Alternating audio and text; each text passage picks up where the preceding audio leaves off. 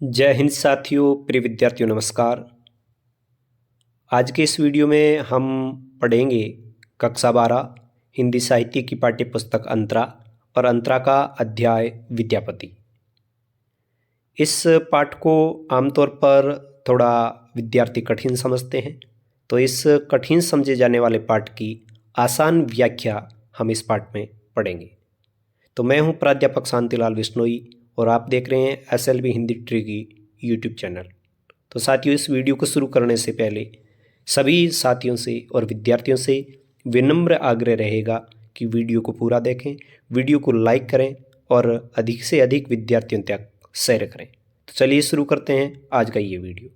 विद्यापति विद्यापति का जन्म 1380 जबकि मृत्यु 1660 ईस्वी मानी जाती है। विद्यापति का जन्म मधुबनी बिहार के बिस्पी गांव के एक ऐसे परिवार में हुआ जो विद्या और ज्ञान के लिए प्रसिद्ध था। उनके जन्म काल के संबंध में प्रामाणिक सूचना उपलब्ध नहीं है, लेकिन फिर भी रचना काल और आश्रयदाता के राजकाल को आधार मानकर जन्म और मृत्यु का अनुमान किया गया है। विद्यापति मिथिला नरेश राजा शिव सिंह के अभिन्न मित्र थे, राजकवि थे और सलाहकार भी थे। विद्यापति बचपन से ही अत्यंत कुशाग्र बुद्धि और तर्कशील व्यक्ति थे। साहित्य, संगीत, संस्कृति, ज्योतिष, इतिहास, दर्शन, न्याय, भूगोल आदि के वो प्रकांड पंडित थे और संस्कृत, अवहट्ट यानी अपभ्रंश और मैथिली 3 भाषाओं में उनकी रचनाएं उपलब्ध है। इसके अतिरिक्त कई भाषाओं और उपभाषाओं में भी उनकी रचनाएं मिलती है। वे आदिकाल और भक्तिकाल के संधि कवि कहे जा सकते हैं। बहुत ही महत्वपूर्ण प्रश्न बनेगा। उनकी 2 महत्वपूर्ण रचनाएं कीर्तिलता और कीर्ति पताका, उनमें दरबारी संस्कृति और अपभ्रंश काव्य परंपरा का प्रभाव है, तो उनकी पदावली के गीतों में भक्ति और श्रृंगार की गूंज है। विद्यापति की पदावली ही उनके यश का मुख्य आधार है। यदि हिंदी साहित्य में वो प्रसिद्ध हुए हैं तो वो हुए हैं पदावली के कारण। वे हिंदी साहित्य के मध्यकाल के ऐसे कवि हैं जिनकी पदावली में जन भाषा में जन संस्कृति की अभिव्यक्ति हुई है। मिथिला क्षेत्र के लोक व्यवहार में और सांस्कृतिक अनुष्ठानों में उनके पद इतने रच और बस गए हैं कि उनके पदों की पंक्तियां अब वहाँ के मुहावरे बन गई है। पद लालित्य, मानवीय प्रेम, व्यवहारिक जीवन के विविध रंग इन पदों को मनोरम और आकर्षक बनाते हैं। राधा कृष्ण के प्रेम के माध्यम से लौकिक प्रेम के विभिन्न रूपों का चित्रण, स्तुति पदों में विभिन्न देवी देवताओं की भक्ति, प्रकृति संबंधी पदों में प्रकृति की मनोहर छवि, रचनाकार के अपूर्व कौशल, प्रतिभा और कल्पनाशीलता की परिचायक है। उनके पदों में प्रेम और सौंदर्य की अनुभूति की जैसी निश्चल और प्रगाढ़ अभिव्यक्ति हुई है, साहित्य में वैसी अन्यत्र दुर्लभ है। इनकी प्रमुख रचनाओं की यदि हम बात करें तो उनकी महत्वपूर्ण कृतियां हैं कीर्तिलता, कीर्ति पताका, पुरुष परीक्षा, भू परिक्रमा और लेखनावली तथा पदावली। अब इस पाठ में उनके जो पद लिए गए हैं उनकी यदि हम बात करें तो उन पदों का वर्णीय विषय क्या रहेगा वह इस प्रकार है। इस पाठ में विद्यापति के 3 पद लिए गए हैं। पहले पद में विरहिणी के हृदय के उद्गारों को प्रकट करते हुए उन्होंने उसको अत्यंत दुखी और कातर बताया है। उसका हृदय प्रियतम द्वारा हर लिया गया है और प्रियतम गोकुल छोड़कर मधुपुर जा बसे। मधुपुर का अर्थ यहाँ पे मथुरा है और ये प्रियतम भगवान श्री कृष्ण हैं और जो प्रियतमा है वो राधा है। कवि ने उनके कार्तिक मास में आने की संभावना प्रकट की है। दूसरे पद में प्रियतमा सखी से कहती है कि मैं जन्म जन्मांतर से अपने प्रियतम का रूप ही देखती रही, परंतु अभी तक मेरे नेत्र संतुष्ट नहीं हुए और उनके मधुर बोल आज भी मेरे कानों में गूंजते रहते हैं। तीसरे पद में कवि ने विरहिणी प्रियतमा का दुख भरा चित्र प्रस्तुत किया है।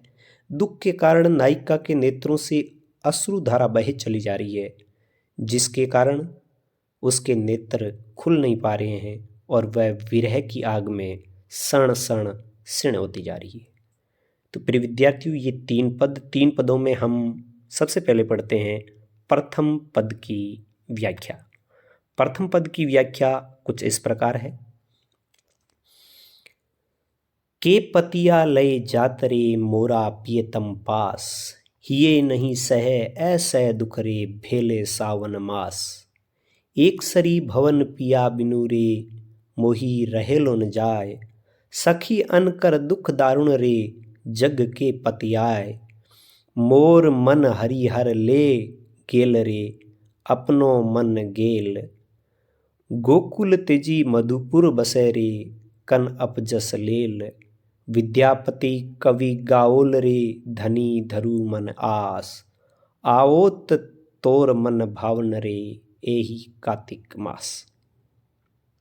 प्रिय विद्यार्थियों, यदि हम इसके प्रसंग की बात करें तो आप लिखेंगे कि प्रस्तुत पद हमारी हिंदी साहित्य पाठ्यपुस्तक अंतरा भाग 2 के विद्यापति द्वारा रचित पदावली से लिया गया है, जिसमें विरहिणी राधिका अपनी सखी से अपने विरह के बारे में या अपने कष्ट के बारे में बात कर रही है।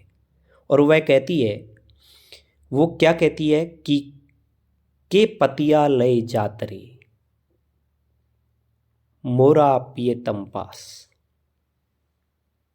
वियोग की दशा में दुखी राधिका कहती है कि हे सखी, के मतलब कौन, पतिया मतलब यहाँ पे संदेश है, पत्र है, पाती है। लय जातरे मतलब लेकर जाएगा। हे सखी, मैं मेरी प्रीतम के अभाव में, मैं मेरे प्रीतम से दूर होकर बहुत दुखी हूँ।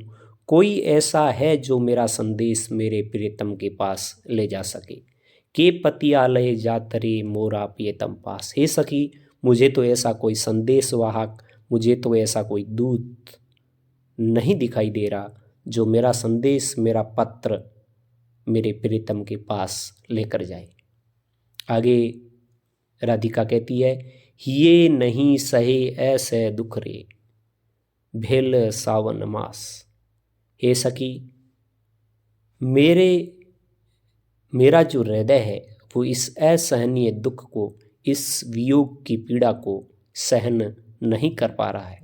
यानी इस सावन मास में जो मैं असहनीय दुख सहन कर रही हूँ, या जो मुझे असहनीय दुख की अनुभूति हो रही है, उसको मेरा हृदय है वो सहन नहीं कर पा रहा है। तो 2 पदों का भावार्थ इस प्रकार हुआ। राधिका कह रही है कि हे सखी, ऐसा कोई दूत, ऐसा कोई संदेशवाहक है जो मेरा संदेश मेरे प्रीतम के पास लेकर जाए। इस सावन के महीने में मुझे जो वियोग का दुख सहन करना पड़ रहा है, उस असहनीय दुख को मैं सहन नहीं कर पा रही हूँ। आगे कहा, एक सरी भवन पिया बिनु रे मोही रहेलो न जाय, सखी अन कर दुख दारुण रे जग के पतियाय। हे सखी, प्रीतम के बिना इस सावन के महीने में मैं एक सरी मतलब अकेली, पिया बिना मतलब प्रीतम के बिना इस भवन में मैं अकेली नहीं रह सकती, मुझसे रहा नहीं जाता। एक सरी भवन पिया बिनु रे मोही रहेलो न जाए। हे सखी, बिना प्रीतम के अकेली मैं इस महल में नहीं रह सकती, मुझसे रहा नहीं जाता। आगे कहती है, सखी अनकर दुख दारुण रे। हे सखी, अनकर मतलब दूसरे का जो दारुण है, दूसरे का जो दुख है, दूसरे की जो पीड़ा है, उस पर जग के पतियाय। पतियाय का अर्थ यहाँ पे है विश्वास करना। तो उस पर संसार के लोग विश्वास नहीं करते। विश्वास क्यों करेंगे? किसी दूसरे के दुख पर संसार के लोग विश्वास क्यों करेंगे? आगे वो कह रही है, मोर मन हरिहर ले गेल रे। मोर मतलब मेरा, हरि का अर्थ भगवान श्री कृष्ण, हर मतलब हरण कर लेना, गेल रे मतलब ले गए रे। हे सखी, मेरा जो मन था वो भगवान श्री कृष्ण हरण करके ले गए। उन्होंने अपने हरि नाम को बिल्कुल सार्थक किया है। हरि का अर्थ होता है हरण करने वाला। हे सखी, भगवान श्री कृष्ण मेरे प्रीतम जिनका नाम हरि है, उस नाम को उन्होंने बिल्कुल सही चरितार्थ किया है और वो मेरे मन को हरण करके ले गए हैं। अपनो मन गेल, अपना मन तो उन्होंने अपने पास ही रखा, लेकिन जो मेरा मन था उस मन का भी वो हरण करके ले गए, मेरा मन भी अपना नहीं रहा। आगे कह रही है, गोकुल त्यजी मधु पर बसेरे कन अपजस लेल। हे सखी, वो भगवान श्री कृष्ण, वो मेरे प्रियतम गोकुल को छोड़कर, तेजी मतलब छोड़कर, मथुरा में जाकर बस गए हैं। और मुझे पता नहीं, मुझे आश्चर्य हो रहा है कि वो इस बात का अपयश क्यों ले रहे हैं, या उन्होंने यह अपयश क्यों ले लिया है।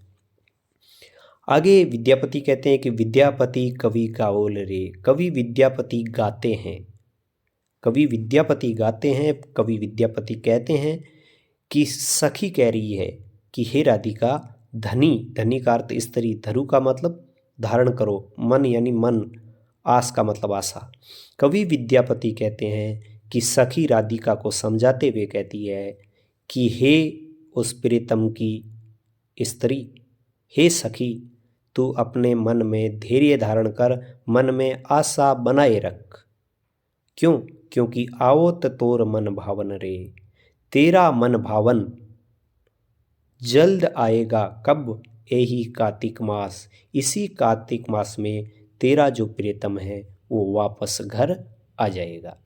तो साथियों, इस प्रकार इसकी पूरी व्याख्या इस प्रकार हुई कि कवि विद्यापति कहते हैं कि वियोग की दशा में दुखी राधिका को समझाते हुए उसकी सखी है वो उसको सांत्वना देती है, लेकिन पहले राधिका कहती है कि हे सखी, ऐसा कोई दूत, ऐसा कोई संदेशवाहक है जो मेरा संदेश मेरे प्रियतम के पास ले जा सके।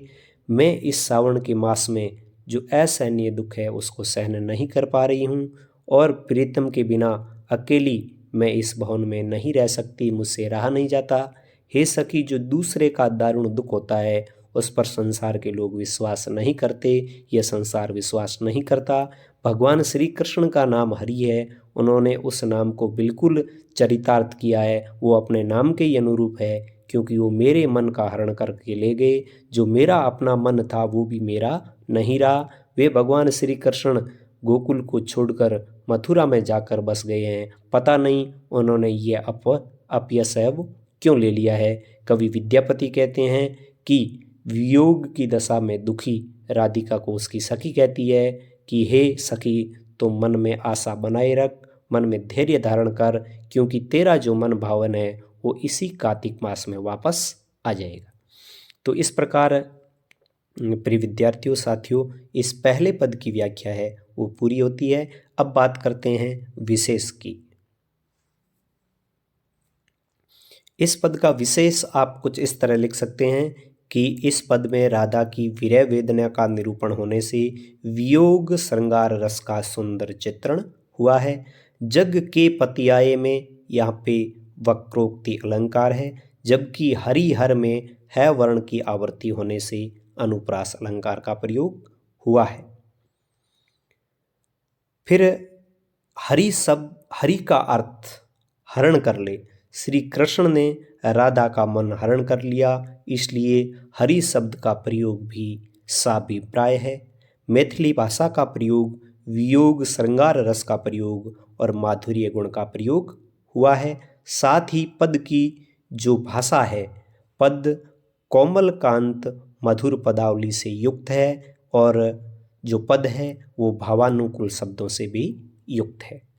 तो प्रिय विद्यार्थियों, यह थी पहले पद की व्याख्या। उम्मीद करता हूँ कि ये व्याख्या आपको सही ढंग से समझ में आ गई होगी। आगामी वीडियो में हम पढ़ेंगे पद नंबर 2 की व्याख्या। तब तक इस वीडियो को पूरा देखिए, लाइक कीजिए और चैनल को सब्सक्राइब जरूर कीजिए। धन्यवाद।